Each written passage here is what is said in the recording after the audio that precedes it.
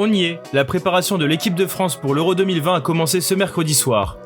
À l'Allianz Riviera de Nice face au Pays de Galles, les Bleus ont disputé et remporté leur premier des 2 matchs amicaux avant la compétition.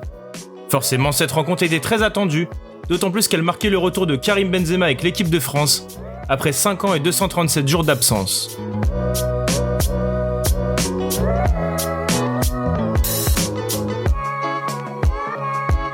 D'ailleurs, dès la 4e minute, l'attaquant du Real Madrid se met en évidence. Titularisé en pointe de l'attaque avec Kylian Mbappé et Antoine Griezmann en soutien, Benzema vient couper un super centre de Paul Pogba au premier poteau de la tête et oblige Ward à sortir un bel arrêt. 1 minute plus tard, les Gallois réagissent sur l'une de leurs rares attaques grâce à Daniel James. Le Mancunien oblige Hugo Lloris vigilant à se détendre. Excepté cette petite alerte, le Pays de Galles va rapidement être éteint par la possession française. Au bout d'un quart d'heure de jeu, les Bleus ont clairement mis le pied sur le ballon avec 72% de possession et tentent de se mettre en évidence avec ce 4-4 de losange, transformable en 4-3-3 selon les phases offensives. À la 23e minute, le portier gallois repousse encore une belle tête de Paul Pogba vers Karim Benzema, qui tente sa chance à bout portant. Mais Williams intervient les 2 mains décollées et détourne le ballon. Après quelques minutes de battement et l'intervention de l'arbitrage vidéo, la France hérite d'un pénalty logique, mais le Pays de Galles est aussi sanctionné par un carton rouge. Une double peine pas vraiment utile dans un match de préparation à l'Euro 2020. Comme un symbole, Antoine Griezmann laisse Karim Benzema tirer le pénalty, mais le numéro 19 voit sa tentative être arrêtée par Ward. Petite statistique intéressante, Karim Benzema n'a raté que 3 pénaltys dans sa carrière, tous l'ont été sous le maillot des Bleus. Mais finalement, les Français vont trouver la marque 10 minutes plus tard. Paul Pogba côté gauche trouve Adrien Rabiot, qui tente une frappe écrasée. Antoine Griezmann dévie malgré lui le ballon et surprend Ward qui dégage du pied. Kylian Mbappé a bien suivi et s'impose du bout du pied pour marquer dans le but vide. Le premier but avec les Bleus pour Mbappé depuis octobre dernier, qui met fin à 4 matchs de suite sans marquer. Juste avant la pause, les Français ne sont pas loin de faire le break sur une action bien construite par le trident d'attaque.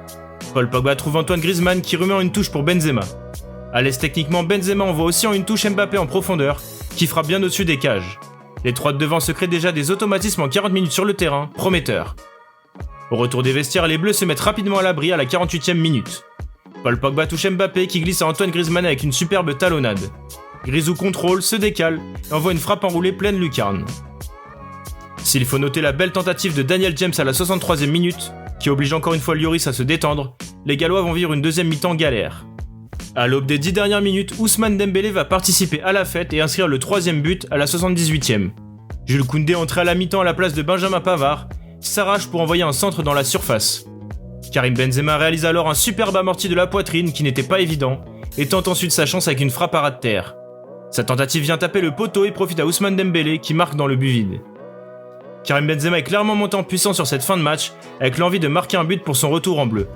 Après son poteau, il place une superbe tête sur corner 5 minutes plus tard, mais Ward capte sa tentative. 2 minutes après, il sert parfaitement Coman dans la surface, qui n'arrive pas à conclure face aux défenseurs gallois. Enfin, à la 87e minute, Benzema envoie une frappe enroulée au-dessus des cages. Au niveau des enseignements, pas grand chose à tirer de cette rencontre avec plus d'1 heure de jeu en supériorité numérique pour les Français. Toutefois, la rédaction de Minute Foot a tout de même attribué ses top flops après cette victoire 3-0 de l'équipe de France. En ce qui concerne les tops, Paul Pogba et Antoine Griezmann ont eu la meilleure note avec un 7 sur 10.